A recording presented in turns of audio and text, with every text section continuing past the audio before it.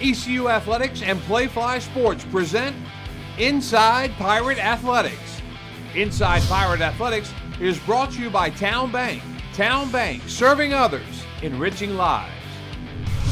Happy New Year and welcome to Inside Pirate Athletics. Brian Bailey with head basketball coach Mike Schwartz. As we turn the calendar, we turn to basketball. Lots of basketball has already been played though, hasn't it? Yeah, it has. You know, it was a tough non-conference for us. You know, we had some moments that we'd like to build on, but definitely had some challenges, whether it be through injuries or some difficult road games. But I like where the team is coming right now. I think we've been playing better over the last few weeks or so as we get into conference play. And you knew going into the season that tough non-conference schedule, it was going to be difficult, but the hope was it would pay dividends down the road. Yeah, absolutely. And I've said this many times, Brian. That schedule we attacked on purpose. We tried to do something that hasn't been done at ECU before. It'd be a team that could potentially be an at-large postseason team. I'm not saying NCAA tournament specifically. Of course, that's the goal. But last year I felt like we should have been in the NIT, so we attacked our schedule as an at-large team. We attacked our schedule to put us in a position to do that. Obviously, when we did that in the spring and over the summer, we couldn't predict some of the adversity we've had injury-wise and roster-wise. So that changed things. But I will tell you what, we wouldn't change a thing in terms of what our mindset was going into this season. With the returning guys we had, unfortunately we lost quite a few of them.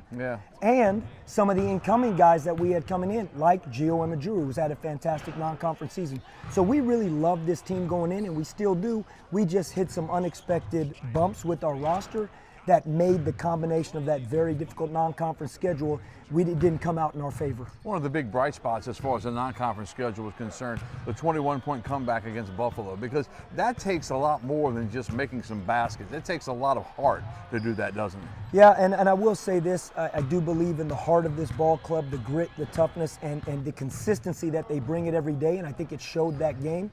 I think we've had many times where we've been in those situations. Obviously, that stood out for a number of reasons. One, Buffalo is a heck of a ball club. I mean, this is a very, very good basketball team in the MAC conference.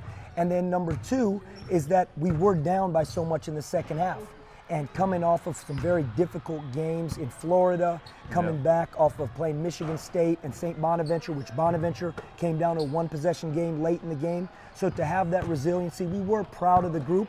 We got playing good basketball, won a couple in a row, and then we ran into a pretty darn good Carolina team right before the break. What was it like when you take your team to Carolina? Because these guys have seen, you know, the Blue Bloods in action, and you get to go to the Smith Center, which is one of the true iconic, you know, venues in all of college basketball. What was that like? Well, I mean, obviously, it's as you said, look, North Carolina as a program, forget just this team, is a national championship program. They've done it many times. They're one of the best programs in the history of college basketball, and that's the truth. The presence of that arena and the game and the fans, it was an electric environment. I believe they had a sellout, which speaks to them and also speaks to ECU and the ability to draw a big game. But that being said, you know, I've had a chance to be in that building many times, had a chance to win in that building, been in a lot of close games in there over my time, and I thought our guys going in there went in with a mindset of, hey, we're here to fight, we're going to compete. I thought we got off to early in the game, we got off to the first possession, but as the game got going, as they get going, one thing about when you play at North Carolina, Brian, is if they get going in transition, they're very hard to stop. And that gets the place going. It blows the roof off the building. They got going in transition. We knew we had to try and stop the interior presence of Vesar and Wilson, really dynamic 1-2 punch at the 4 and the 5.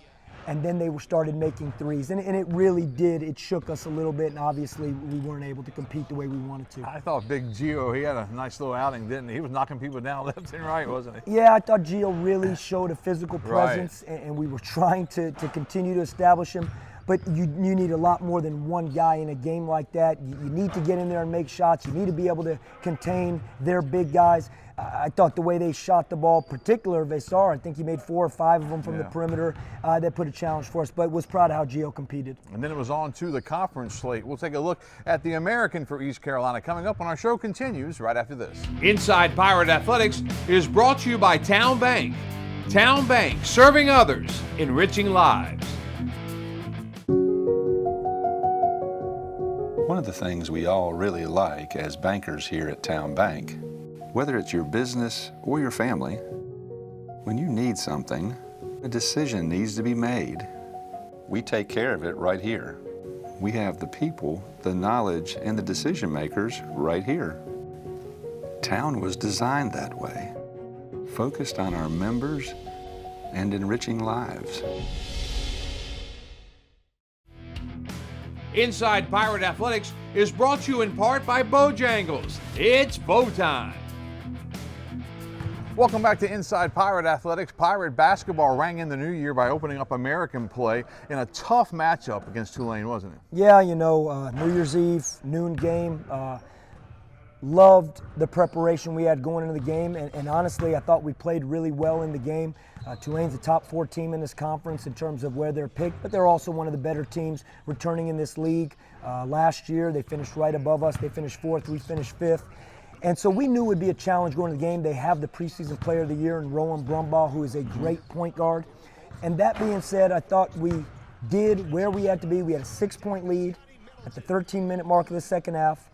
It is a 1-point game with under 4 to go and a 1-possession game with a minute and a half to go in the game. We call the last 4 minutes of a game winning time. That's when guys step up. You got to make plays. Their guys just made a few more plays than we did. We had 1 possession where we had 4 attempts, down 1 possession. We got 4 field goal attempts, 2 offensive rebounds in the last 2 minutes of the game, and unfortunately we just weren't able to convert on those, and that led to the victory for Tulane. Is that part of building a program? And in this day and age in college basketball, you're building one every single year. It's all different. But is that part of the same process? It probably is when you look at that, but I would say more so than that is we've had to build a program within this season because of the loss of Trevi LeBeau, Jay Woodard, Eli DeLaurier, and we don't talk about it anymore, but the loss of Dahi Quinn over the summer because he never was a part of the ball club. We only had this team healthy one time all season. It was our scrimmage before we played Georgia Southern. Georgia Southern, we had Jay Woodard with us. We scored 92 points that game. Georgia Southern is having a really strong season right now. That was a good win for us that opening night. But that being said, so we have been trying to, as you said, almost reconstruct, rebuild the personnel throughout the season in a difficult conference slate, as a non-conference slate, heading into Tulane. But that's part of athletics. Guys got to step up. They got to go into new roles quickly, probably quicker than they're ready for. Right.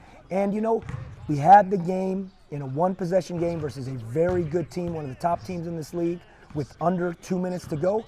And we got to keep fighting, and we're going to get over the hump in those situations. But I thought our guys played really well. We just didn't make enough plays. And when you think about Brumbaugh and Asher Woods making shots late game, they had a couple guys that made some huge shots. We unfortunately didn't convert on some of those plays, and that's the fine line that it is in conference play. Pirates fall 79-70 to the Tulane Green Wave. Then you had a weekend off. What were some of the things you wanted to tweak at practice to get ready to continue on with the season?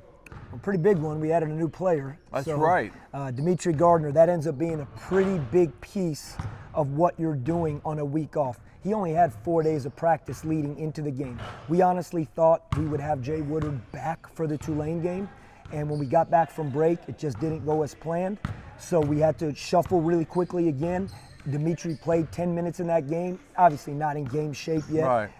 Worked his tail off to learn as much as he could in our system in a 4-day period that he was here prior to the game, from the 27th through the 30th, and we play on the 31st. But this week has allowed us to continue to focus on some of the things we spoke about, other guys' roles developing. Maybe we get Eli DeLaurier back for the Temple game and the UAB game, we'll see, you know, as he is kind of getting healthy now. And Dimitri gets a chance to fit into the system and sharpen the details of what we're trying to do on both sides of the basketball. And then everything else you continue to practice. And Brian, you've been around 3 years now, we've talked. We're gonna always approach every opportunity we gotta get better. Whether we're playing our best basketball or we're in a little bit struggle and we've lost some games like we have here recently, we still got to get better every day, and that's what we use the break for. Coming up this week, the Pirates play at Temple, a trip to Philadelphia midweek game, and those are always kind of difficult in the midweek, aren't they? Yeah, you know, it's a little bit different because it's the break right now, Right. so we're not in school, so that changes things. But the reality is this about Temple: they've won 6 games in a row. They're one of the hottest teams, if not the hottest team in the league. They're undefeated in conference play, and they're playing really good basketball. I mean, they are shooting the ball well. They score the basketball very well. So going up to Philly is going to be a challenge. We've been fortunate. We've won 3 of our last 4 versus Temple. Our only loss was last year in Philly in an overtime game. That was We led for almost the entire game, and on the last possession, they tied the game up, and then in overtime, we ended up losing the ball game. But it's going to be a heck of a challenge to go to Philadelphia and win on the road versus a team that's one of the top teams in the league at this point in conference play. And then your return home coming up on Sunday. We've got UAB in town for a 2 o'clock tip right here. Yeah, and I know UAB is 1-1 at this point in time. Yeah. I'm sure they'll have another game prior to us playing them, but UAB is a team that's always been at the top of the league. Last year, again, they were. We had a great game in here late last season where we ended up beating them at home, and then they beat us in the conference tournament to knock us out in the quarterfinals. We know what kind of talent UAB will come in with when we play on Sunday. But first things first, we got a heck of a road game versus Temple on Wednesday night. All right, Coach, good luck at Temple. Thanks, Brian. We'll take a commercial break right now. We'll come back. We'll visit with Kim McNeill for women's basketball at East Carolina. And Inside Pirate Athletics continues after this. Inside Pirate Athletics is brought to you in part by Pepsi, the official soft drink of Pirate Nation. It's bow time. There's a lot of breakfast sandwiches out there, but only Bojangles has the Cajun Filet Biscuit. Shake things up with a boldly seasoned chicken breast on a fluffy, made-from-scratch biscuit with bow rounds and your choice of drink. Order in the app or at Bojangles today. It's bow time. At ECU Health, everything we do is about you. It's about your health and the health of your family. It's about nationally recognized heart and vascular care, personalized cancer treatments, award-winning neurological care, and advanced orthopedic solutions. It's about healthcare, right here in Eastern North Carolina. This is ECU Health, and ECU Health will always be about you. Visit ecuhealth.org to learn how. It's bow time. Hurry into Bojangles for 2 scratch-made sizzling sausage biscuits for just $4. 1 bite and you'll want breakfast for dinner. Good thing we serve savory sausage biscuits all day. But this 2-for-4 deal won't last forever. It's bow time.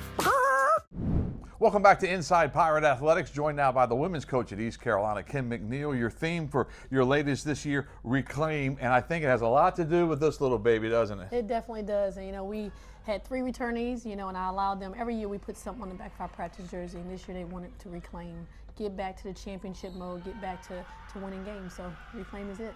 6 wins in a row, one of the hottest teams in the American. Rice has won 7, but you guys are right up there. What's been the turnaround as far as winning these games?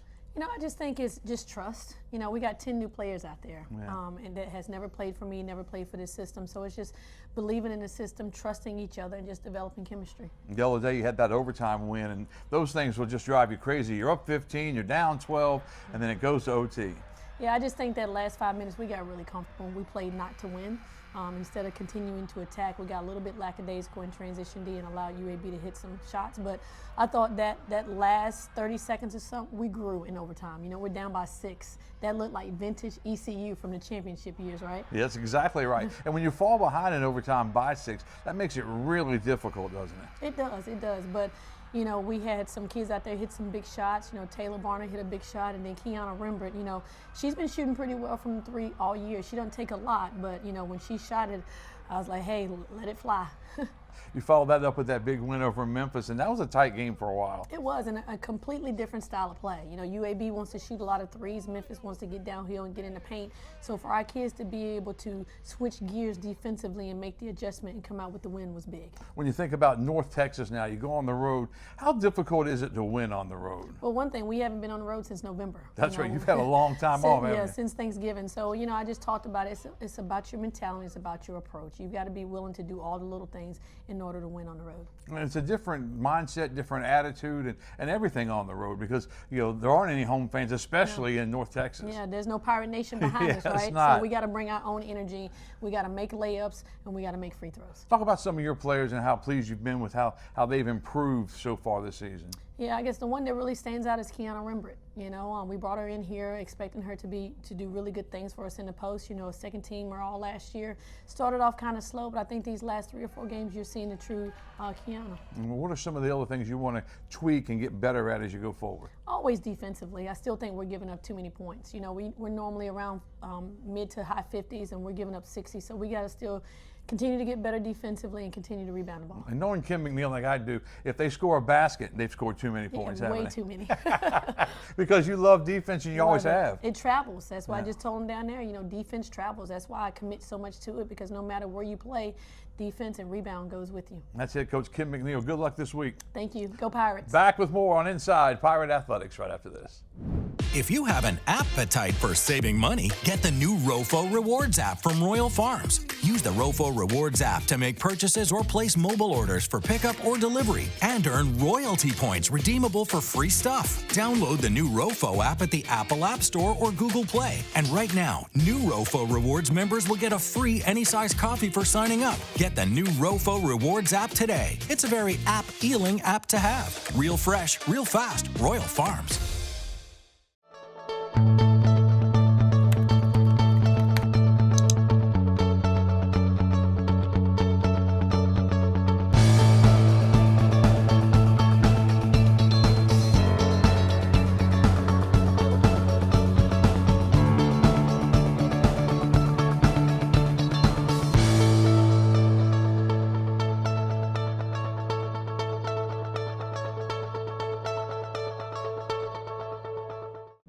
Right now, let's take a look at what's ahead for Pirate Athletics.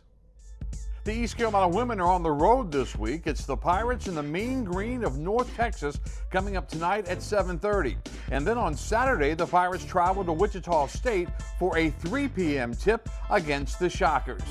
The Pirate men hit the road for Philly on Wednesday to play Temple at 7 o'clock. And then Mike Schwartz and company host UAB on Sunday at 2 o'clock at Williams Arena. This look ahead is brought to you by Carolina Windows and Doors. That's our show for today. We'll see you back here next week. Inside Pirate Athletics has been brought to you by Town Bank. Local bankers committed to your success. Inside Pirate Athletics is an exclusive presentation of ECU Athletics and Playfly Sports.